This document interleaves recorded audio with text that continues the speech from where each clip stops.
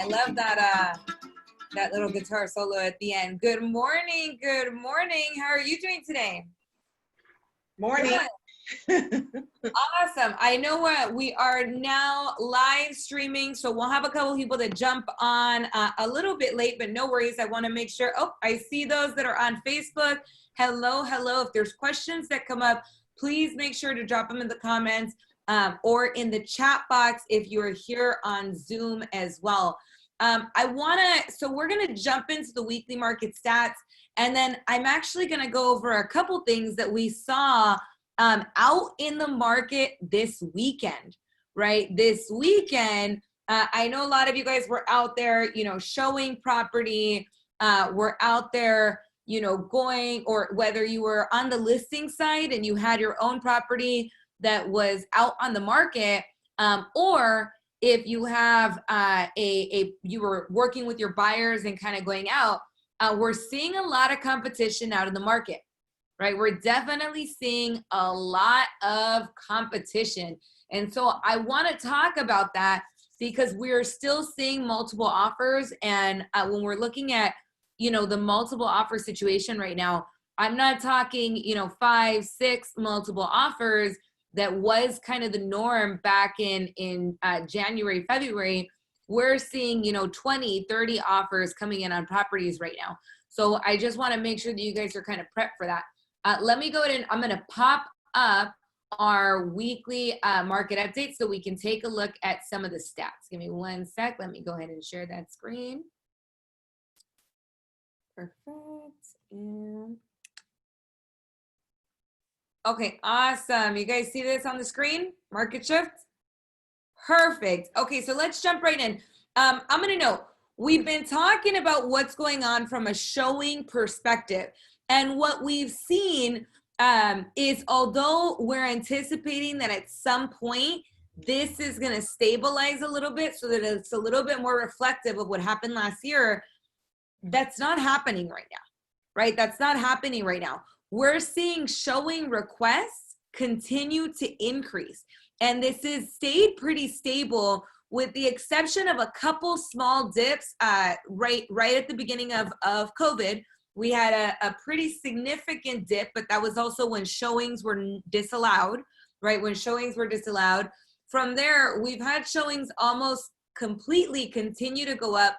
A small dip here, right? But we know that our dips have been essentially around holidays, right? We saw a small dip around Father's Day. And then again, we had a more significant dip the weekend of July 4th, right? Holiday weekend. Which makes sense because a lot of people are taking their long vacations.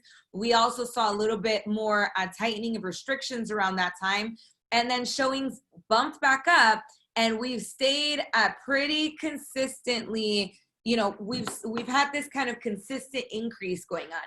So I think we're seeing, and that's been the same. So this past week, right, we see right over here, we're plus 178.9.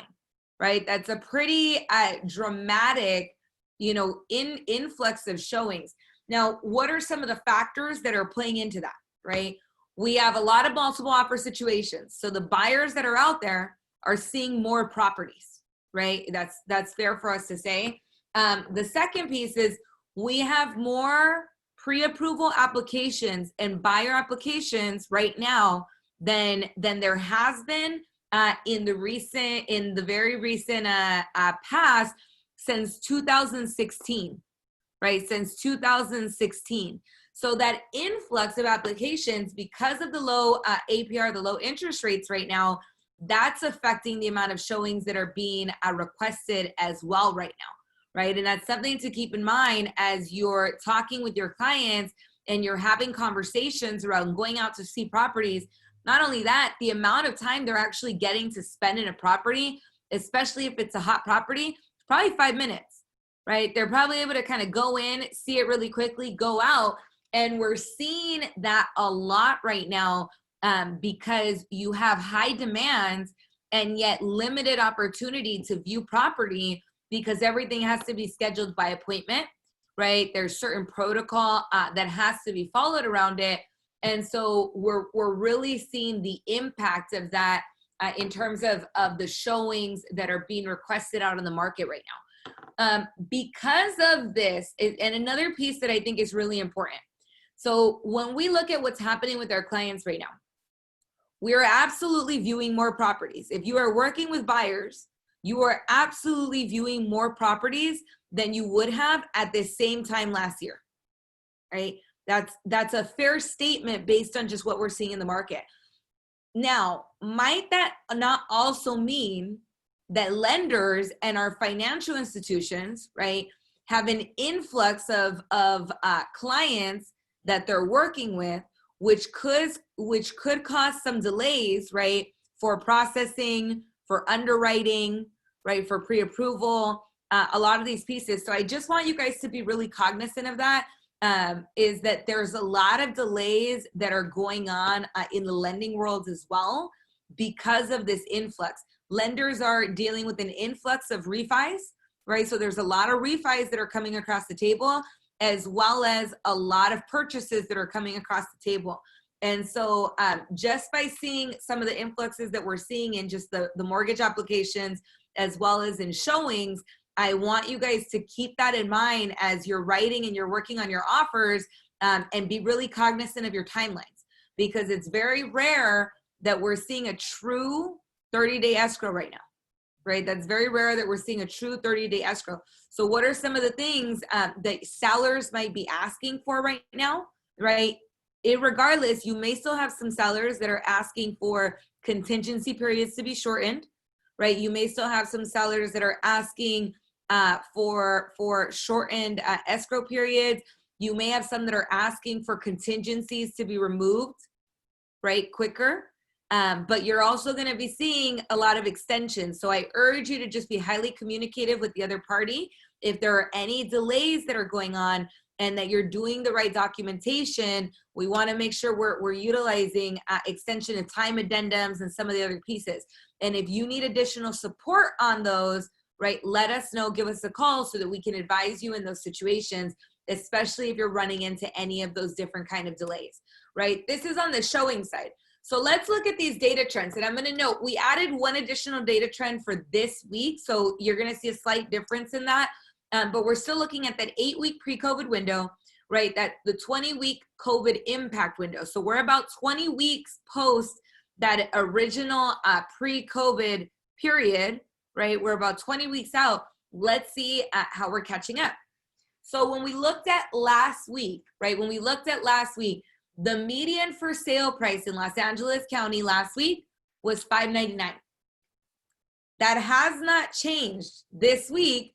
Our median for sale price was also $599, right? So that the for sale price of inventory that hit the market has not changed drastically. Our median under contract price, right? Our median under contract price was $650 last week. We can see that here. It brought our per week average up to $613. This past week, it stayed, right? So this hasn't moved too much. This under contract price and the for sale price, we didn't see very much fluctuation within the last week, right? Within the last week. With that being said, so a new metric that I wanted to take a look at, I'm going to jump back to this one because I'm sorry, and that's median sold price. The median sold price, right, is $652, right, is $652. So higher than the for sale price, about $53,000 above the median for sale price, a little bit above the under contract price, which is important for us to kind of just keep a note on, but we're not looking at the trends here just yet since this is the first week we're looking at it, right? But we're gonna wanna kind of keep an eye on that. And I'm gonna jump back to that. I wanna get to inventory sold. So the average number of inventory that was sold the week of 8/3, the week of August 3rd, we saw about 1,127 homes sell, right? It's definitely higher than what we saw during that pre-COVID impact, but our averages are not there yet. We haven't really caught up just yet. We're seeing a higher amounts of inventory sold, but we're still not completely caught up just yet. This past week, it dipped a little bit, right? It dipped a little bit. to 975. Now, I want to know what this could mean for you guys, and some of the stuff to keep an eye on is this doesn't necessarily mean that, oh, hey, sales are down, right? It could mean that we saw more delays. There might be more delays that are causing sales to be postponed a little bit. So the number of closings within that week has dipped slightly. We'll have to keep track. If this continues to go down over the next couple of weeks, then we can talk about what that's going to mean. Right now, I wouldn't read too much into it because it's not going to be, a huge fluctuation. And we're also seeing the delays. The other thing we're seeing, right, mail delays. So even documents, as we're getting them sent out, that's happening across the nation where mail is being delayed. So if we're sending, the CDs out, if we're sending, all of a sudden we need to get funding docs and get all those things written up, we're having delays in those documents actually being mailed from point A to point B. And because here in California, we don't do table closings, right? It causes a little bit more of a delay. So just be cognizant of that as well. And then new inventory. So the week of August 3rd, we had 1,255 properties that hit the market in Los Angeles County. This past week, that increased a little bit. We were at 1,271 homes, right, that hit the market. We're not really at that pre-COVID marker just yet, whereas with inventory sold, right, even 975 is above that median. We haven't passed it yet on a week-by-week basis on new inventory, but we're getting pretty close. When we started this pre-COVID, when we started looking at this about 20 weeks ago, these numbers over here were more around that 40-45%, if you guys remember. So this has slowly been tightening up, right, over time. And we know, seasonality plays a little bit into it. What we're almost seeing this year, and just by looking at, some of the past couple months, what we kind of saw was, we know that first quarter and fourth quarter tend to be the slower months, right? First quarter and fourth quarter tend to be the slower months. In the second quarter, COVID hits, right? The start of COVID hits and causes an almost a depression in sales, a depression in new listings that were coming on, a major decrease, right?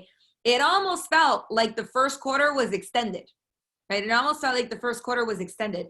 Now we're here in August, and we're seeing numbers that are more akin to the second quarter of the year, right? To the second quarter of the year. So we're going to see how these trends play out, because there's still that pent-up demand that's in. But I do foresee that this month, next month, are going to be fairly good months in the worlds of real estate, right? We had our best month for the year so far this past month. So it's definitely been a good influx of sales, very akin to what we usually see in the second quarter, right? Very akin to what we usually see in the second quarter. So just kind of keep an eye on that. Let's look at, so this median home price sold, right? I want to dig into this a little bit more, because this is a new number that we're adding this week based on a request from you guys last week, right? But I wanted to touch on that a little bit more. When we look at the median sold, so pre-COVID, right, we saw a median for sale price at about 554, 600, right? Our median under contract was still slightly above, right? Slightly above asking at 603, 300, but the median sold price was 586, 500, right?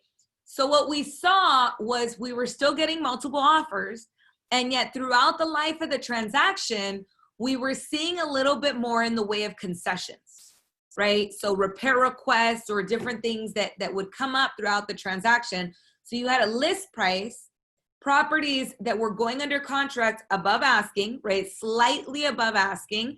And then we had a sold price where then you had some concessions that were happening. And we saw that pretty clearly, right, within that first quarter. Now let's look at where we are now. So I want you guys to remember, these numbers that are in the parentheses are the actual numbers for last week. And then these numbers right over here are the 20-week per week average, right? So that accounts for that depression and also us kind of catching up a little bit. Now, a couple things to note on here. within the last week, properties that were for sale were at a median price point of $599, right? At $599, 599,000. Under contract, we're seeing properties that were under contract at 650, right? At 650. So approximately, 51K above asking, right? Approximately 51K above asking. Because if you recall, 599 was the same number the past week. Now for the sold price, 652, we're gonna need to track this for a couple of weeks so that we can see trends around here, if this is gonna be a big influx. But what we're definitely seeing, right, is not as many concessions taking place, right, through the transaction, because there are such a big influx of offers that are coming in. I want to put this into perspective for you guys. So 2 weeks ago, I let you guys know about one of our agents who, got 25 offers on a property, another that had 30 offers on a property, and that we were seeing about 52K was the highest offer that had come in above asking. We had another property over the weekend, right? And get this, guys. So I haven't seen this pretty much at all ever, right? And have gone through, this is the second shift that I'm going through. We had a property that was put on the market. There was scheduled showings over the weekend. As of yesterday, there was already 21 offers in on the property, right? There was already 21 offers in on the property, with one of those offers being 120K above asking, right? 120K above asking. I want to put that in perspective for you guys. That's a huge, huge increase, right? Irregardless of if the property was priced lower to encourage bidding, right? So the property was priced lower to encourage almost an auction style bidding war to come out above the property. You've got another potential buyer that is offering all cash, right? And is saying they're willing to beat that offer. So I just want to put that in perspective for you guys, is as you're out there on the properties, make sure you're looking at the comps in the area, and that you kind of are gauging and communicating with your clients, because setting the expectation with your clients is going to be extremely, extremely important. That is 6 digits above asking. Okay, that is 6 digits above asking.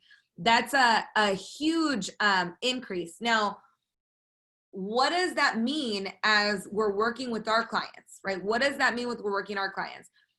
Because of limited inventory, if you have any sellers in your pipeline right now, that's a story I would be talking to them about, right? A strategy around, hey, we're getting properties where they've not been on the market that long, and we're seeing 20 to 30 offers come in on a property, so long as that property is priced right, right? So long as that property is priced right and priced strategically. Pricing a little bit lower to encourage more eyeballs on the property, more exposure on the property, right? And getting that viewing. Now, I'll note the other thing that helps with that is we want to follow protocol on our showings, right? But scheduling, we can do so by appointment only, right? By appointment only, making sure we're getting the PADs in. But you can create urgency and demand by allowing appointment only and having scheduled days for those appointments. It doesn't hurt if a seller, a potential buyer, is seeing other people wanting to view the property, right? If all of a sudden they have to wait a little bit for their scheduled allotment and they're given a shorter amount of time to view the property, we create urgency and demand, right? We create urgency and demand. Here's the next thing on that. So what would be the biggest issue that we see when we have pricing coming in 120K above asking? My first question is always, will it appraise, right? Will it appraise, or is the seller, the buyer, willing to make some adjustments on their offer to say, hey, they might pay the difference, right? And what are the different ways that we can control that appraisal a little bit more? Let me ask you guys a question. might it be valuable for the agent that drummed up the offers on that property and kind of drummed up that exposure on that property? We were chatting a little bit, and I'd love to have them on one of the calls or one of the masterminds.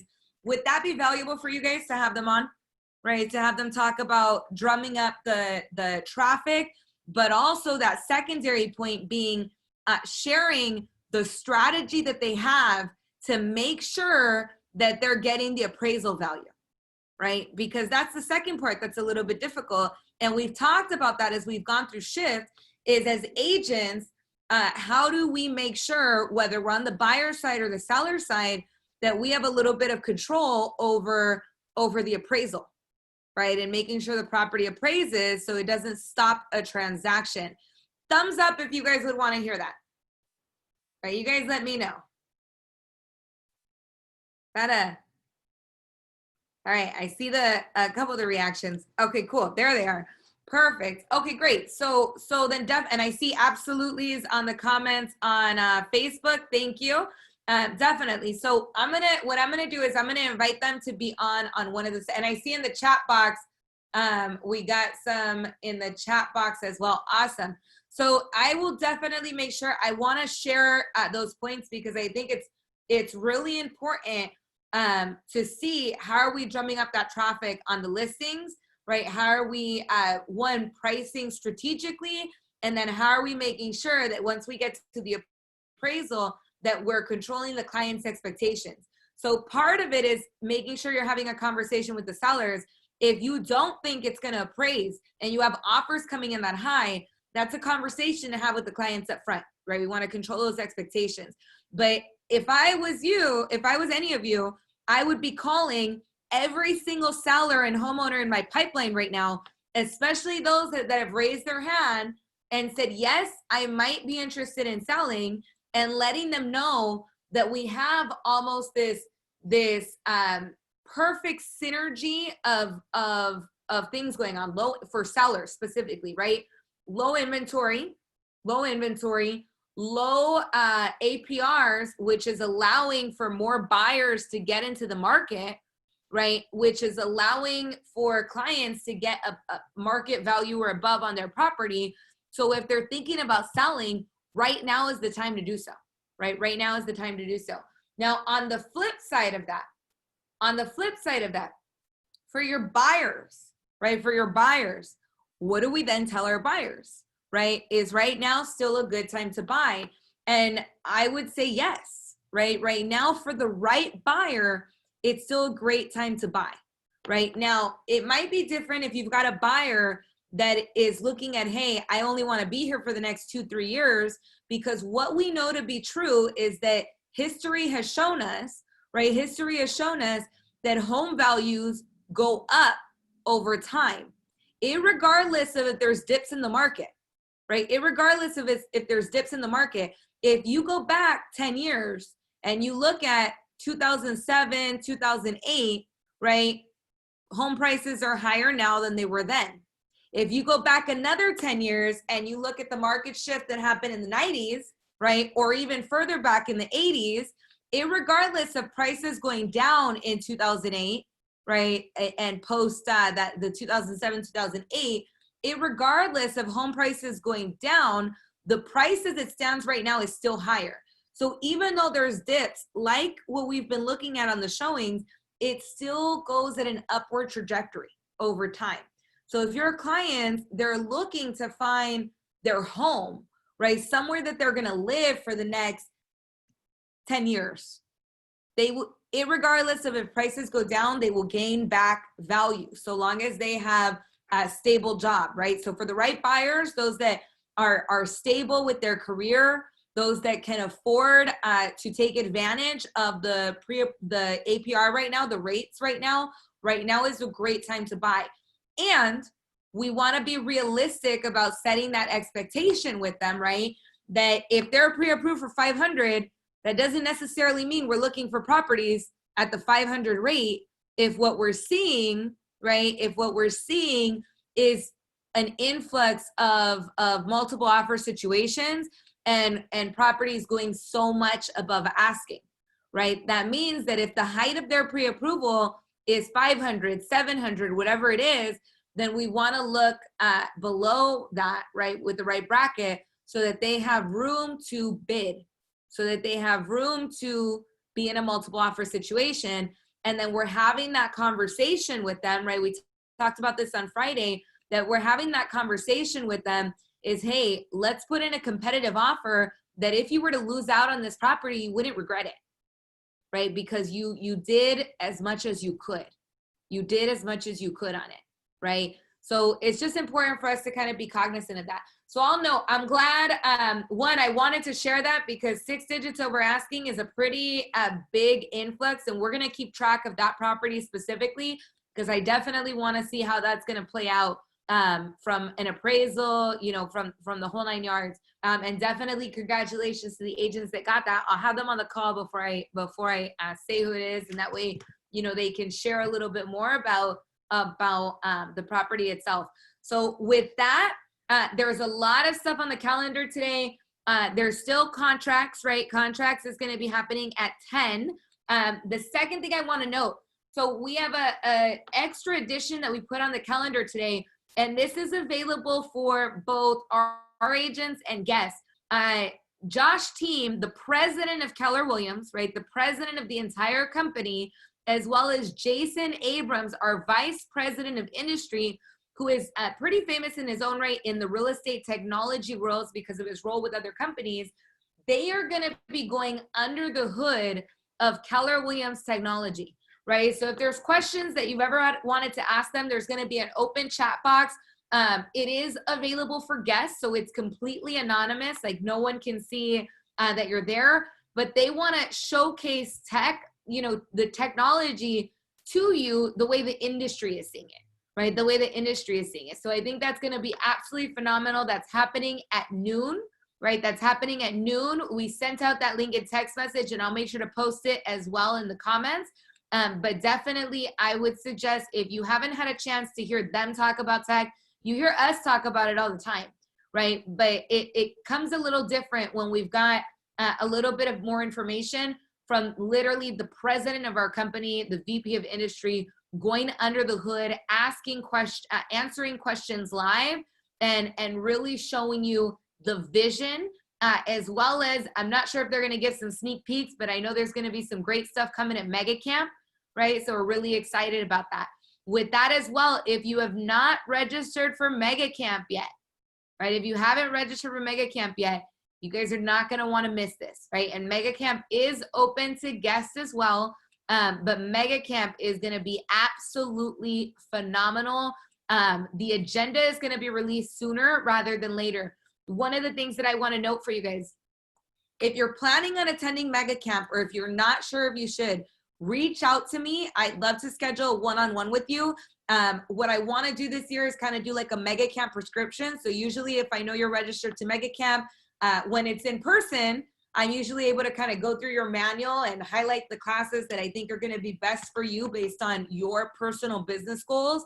This year it's digital, right? This year it's digital. So I'll do that with you guys still, but through more of a one-on-one, right? More of a one-on-one. So just a couple notes, but I hope that that is helpful for today. I'll make sure that we get these posted up pretty soon for you guys as well. They'll be posted the graphs by end of day. And with that, a couple quotes to get your day started. The smallest of actions is always better than the noblest of intentions, right? Robin Sharma, which means it is a lot better to take action on our lead gen, on calling our clients, on connecting with them, than intending to do a higher number and not even doing a couple, right? And not even doing a couple. So don't make sure that you're taking action and reaching out to your clients. You may not control all the events that happen to you, but you can decide not to be reduced by them. Maya Angelou, right? You may not control all the events that happen. We haven't been able to control everything that's gone on with COVID and with the market, and yet we have an opportunity to grow because of them, right? The tests of life aren't meant to break you, but to make you. Norman Vincent Perea. I think that one, I love that, right? Because we're almost in this test of life, and I'll know those that took action, right, quickly as we pivoted, as we shifted, they're seeing a major influx of business right now, right, that stayed in contact with their database. We've got clients that are calling, right? This is when the calls start being made. And that doesn't mean you missed the window. If you didn't take action, you still have time, right? Go out and reach out to your clients. So with that, make it a great day, you guys, and I will talk with you soon. Have a good one. Bye.